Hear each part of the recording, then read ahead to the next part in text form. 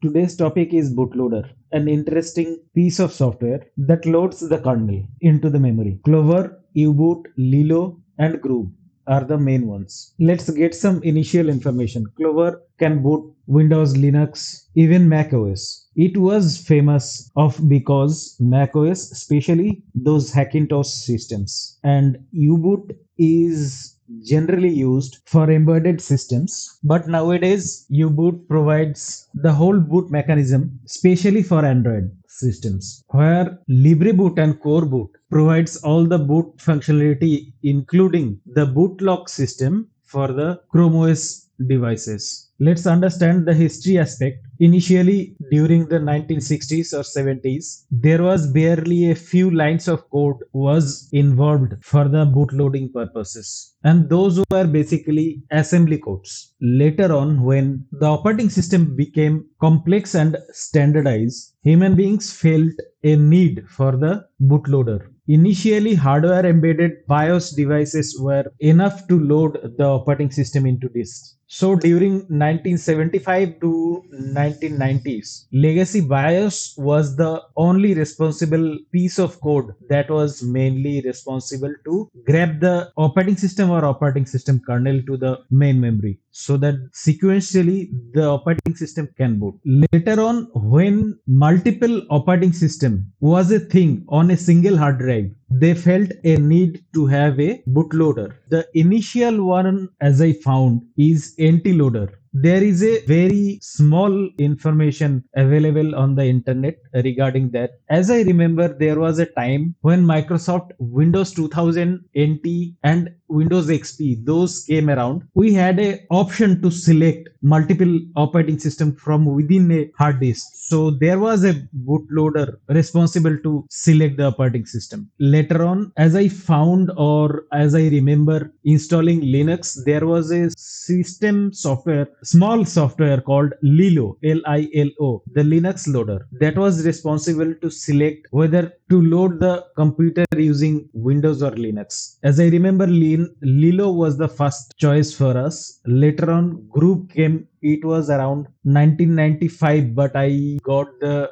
Grub around 1998 or 2000 era. As far as the Windows bootloader is concerned, I remember Windows Vista came with a new look and feel type of bootloader that was called Windows Boot Manager. And I have found no source code, no legal or ready to use available code for those Windows related boot manager. But Grub, LiLo, all those codes are freely available. Along with Grub, later on we found U-boot. U-boot was a different but unconventional choice for us rather using Grub, because 99.9% of PC users having Windows, Linux, or even BSD derivative, we used to use Grub. Later on, around 2007, Grub got some major changes and it came along with Grub version 2. U-boot in its development cycle gone through many names like PC boot, ARM boot. Wolfgang Deng's WD was the main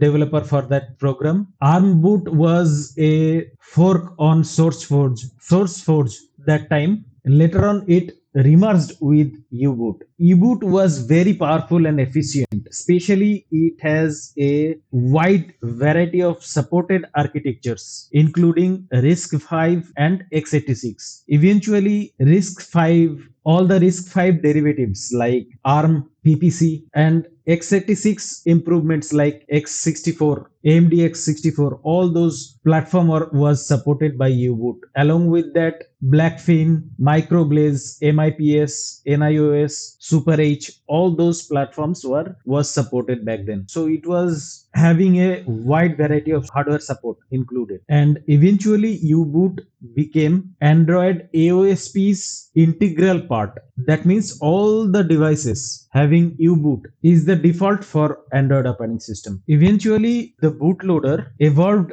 a lot. Initially it what it does, it only loads the operating system into the memory. That was only the requirement, and it was only task any bootloader did. But nowadays a wide variety of security measurement tasks are performed by bootloaders, especially verifying the boot and secure boot all became the norms after the EFI or UEFI became a main thing. All the Hackintosh Intho people used to use core boot as a main boot device. Later on, around 2019, Open Core bootloader became the default for dual booting or even single booting the macOS operating system, especially for those using Hackintosh system. CBIOS, Group for DOS, Bearbox, Open Core bootloader, BURG, those are some samples of other unpopular bootloaders. Day by day, bootloader became a suppressing tool for users. Like companies made their devices as bootlocked so that as a user you will not be able to remove the lock and install other operating system to your device. Even if you have purchased this device, you will not be able to install another device. Like as you see, when I search for bootloader,